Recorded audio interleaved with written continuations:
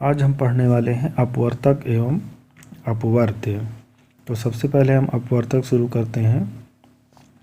अपवर्तक जैसे हमको 12 का अपवर्तक निकालना है, तो अगर हम कोई भी गुणनखंड लेते हैं जैसे 12 एकम 12, तो यहाँ पर 12 भी 12 का अपवर्तक है और 1 भी 12 का अपवर्तक है। अब अगर हम लेते हैं 2 छंग 12, तो 2 भी अपवर्तक है और 6 भी 12 का अपवर्तक है। अगर हम लेते हैं 3 चौके 12, तो यहाँ पर 3 भी 12 का अपवर्तक है और 4 भी 12 का अपवर्तक है। अब इसमें ध्यान देने वाली बात यह है कि 1 सबसे छोटा अपवर्तक है और 12 सबसे बड़ा अपवर्तक है। मतलब 12 के अपवर्तक में 1 सबसे छोटा और 12 सबसे बड़ा अपवर्तक होता है। बाकी सारे अपवर्तक इन्हीं के बीच में होते हैं। जैसे 12 के अपवर्तक हैं 1, 2, 3, 4, 6 और 12। इसको इस ग्राफ से भी आसानी से समझा जा सकता है। यहाँ पर हमने 1 से 12 तक की संख्या लिखी है। तो यहाँ पर हम पाते हैं कि 1 को जब हम 12 से गुणा करते हैं तो आता है 12, यानी 12 एकम 12 चाहे 1 बार हमें 12। इस तरह से हम अगर लेते हैं, अब अगली संख्या 2 लेते हैं, तो 2 छंग 12, यानी 2 भी अपवर्तक हुआ और 6 भी अपवर्तक हुआ। ठीक है। अब अगली संख्या हम लेते हैं 3 चौके 12, यानी 3 भी 12 का अपवर्तक है और 4 भी 12 का अपवर्तक है। तो इस तरह से हम पाते हैं कि यहाँ पर 1 से 12 तक की संख्याओं के बीच में ही हमको सारे अपवर्तक मिल जाते हैं। अब हम ऐसा क्या करें जिससे हमको सारे अपवर्तक मिल जाए, हमसे एक भी न छूटे। तो इसको हम एक प्रश्न से हल करते हैं। तो हमारा प्रश्न है, यहाँ पे एक प्रश्न है, हमने लिया है अपवर्तक ज्ञात करो, जिसमें हमने संख्या ली है 12, 16, 18 और 36। तो सबसे पहले हम 12 का अपवर्तक निकालेंगे। 12 का अपवर्तक निकालने के लिए सबसे पहले हम 1 से ही शुरू करेंगे। हमने यहाँ पर देखिए लिखा हुआ है 1 गुणे 12 बराबर 12। हमने बताया था कि सबसे छोटा अपवर्तक 1 और सबसे बड़ा अपवर्तक वह संख्या स्वयं होती है। तो हम 1 से ही शुरू करते हैं।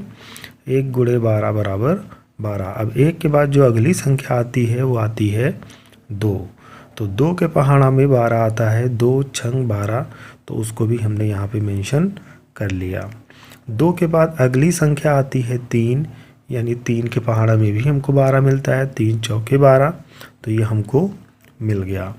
अब इसमें जो हमको अपवर्तक मिल रहा है वो ये है 1, 2, 3, 4, 6 और 12, जिसको हमने यहाँ पे मेंशन कर लिया, हमने लिख लिया है। अब अगली संख्या हम लेते हैं 16। अब हमको 16 का अपवर्तक निकालना है, तो हम कैसे निकालेंगे? सबसे पहले हम 1 से ही शुरू करेंगे। 1 16 में 16 चाहे 16 एकम 16। ठीक है। अब 1 के बाद अगली संख्या आती है 2, तो 2 अट्ठे 16 हमने लिखा।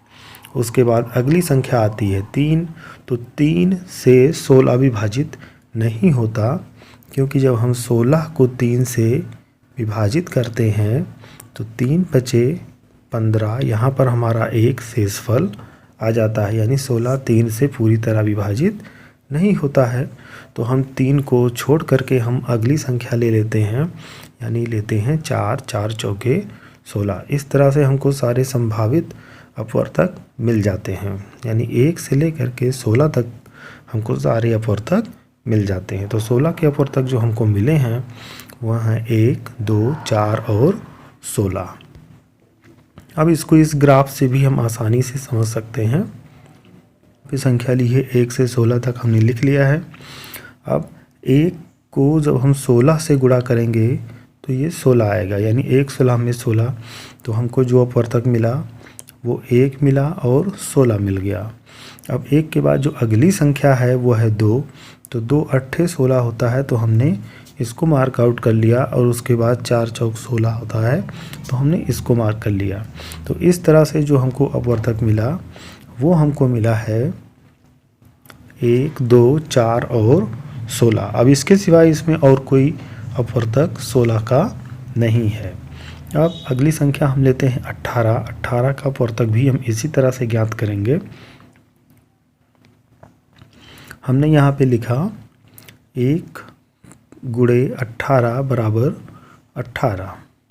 उसके बाद 2 गुणे 9 बराबर 18, 2 9 18, 3 गुणे 6 बराबर 18, मतलब 3 छक 18। अब इस तरह से हमको इस यहाँ पर 18 के सारे अपवर्तक मिल जाते हैं, यानी 1, 2, 3, 6, 9 और 18। ठीक है। अब हम कोई बड़ी और बड़ी संख्या लेते हैं, जैसे कि 36। अब हमको 36 का अपवर्तक ज्ञात करना है तो उसको भी हम इसी तरह से ज्ञात करेंगे ताकि हमको सारे अपवर्तक मिल जाए।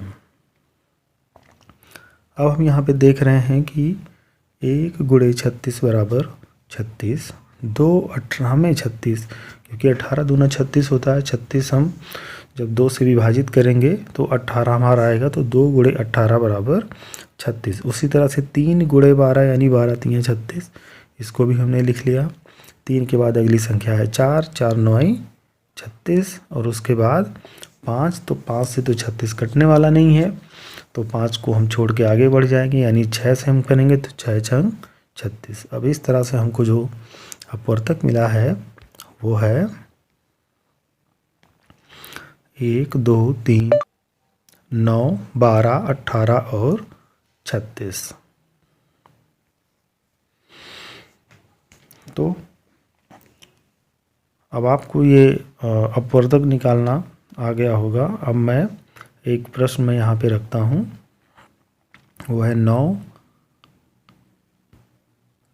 24, 26, 46 और 72 का अपवर्तक ज्ञात करो। तो इसको आपको स्वयं करना है, अगर कोई दिक्कत होती है तो आप पूछ सकते हैं। अब इसके बाद जो हम पढ़ेंगे वो है अपवर्त्य। अब अपवर्त्य क्या है? जब हम किसी संख्या का पहाड़ा पढ़ते हैं, यानी उसका गुणा करते हैं 1, 2 या किसी अगली संख्या से, जो यानी जो हमको गुणज प्राप्त होता है वही हमारा अपवर्त्य होता है। हम इसको देख लेते हैं। किसी संख्या का अपवर्त्य उस संख्या को किसी भी संख्या से गुणा करने पर मिलता है। अपवर्त्य को गुणज भी कहते हैं। जैसे अब यहाँ पर देखिए 2 है, तो 2 का अपवर्त्य, अगर आपको 2 का पहाड़ा आता है तो आप देख सकते हो 2 एकम 2, 2 दूनी 4, 2 तियां 6, 2 चौके 8, 2 पंचे 10, 2 छंग 12 और ऐसे ही आगे बढ़ता चला जाएगा। उसी तरह से 3 का 3 एकम 3, 3 दूनी 6, 3 त्रिका 9, 3 चौके 12, 3 पचे 15, 3 छक 18 और ये आगे बढ़ता चला जाएगा। यानी अपवर्त्य अगर आपको गुणा आता है तो आप अपवर्त्य बस उसका जो गुणा लिखते जाएंगे वही आपका अपवर्त्य होता है। अब प्रत्येक संख्या का अपवर्त्य दी हुई संख्या के बराबर या उस संख्या से बड़ा होता है। तो यहाँ पर हमने जब 2 का अपवर्त्य निकाला तो हमने 2 से ही लिखना शुरू किया, तो इस 2 का अपवर्त्य या तो 2 के बराबर होगा और या फिर 2 से बड़ा ही होगा। यानी 3 का अपवर्त्य या तो 3 होगा या 3 से बड़ा होता चला जाएगा। 4 का अपवर्त्य या तो 4 होगा या फिर 4 से कोई बड़ी संख्या होगी। ठीक उसी तरह से अगर मान लो कोई बड़ी संख्या होती है, मान लो 42 होती है, 42 होती है, तो 42 का अगर हमको अपवर्त्य निकालना है तो जो 42 का अपवर्त्य में जो सबसे छोटी संख्या होगी वो तो 42 ही होगी। बाकी जो सबसे बड़ी संख्या होगी यानी 42 से या तो बड़ी संख्या होगी, जो भी अपवर्त्य निकालेंगे वो 42 से बड़ी होती जाएगी। तो प्रत्येक संख्या का अपवर्त्य दी गई संख्या के बराबर या उससे बड़ा होता है। जैसे यहाँ आप देखिए ग्राफ में, जैसे 2 का अपवर्त्य हमको निकालना था तो 2 के बराबर 2 ऑलरेडी है, और या फिर यहाँ आगे जितने भी अपवर्तक दिए गए हैं वो सभी 2 से बड़ी संख्याएं हैं। तो आशा करता हूँ कि ये अपवर्तक और अपवर्त्य आपको समझ में आ गया होगा। अगर कोई दिक्कत होती है तो आप पूछ सकते हैं। धन्यवाद।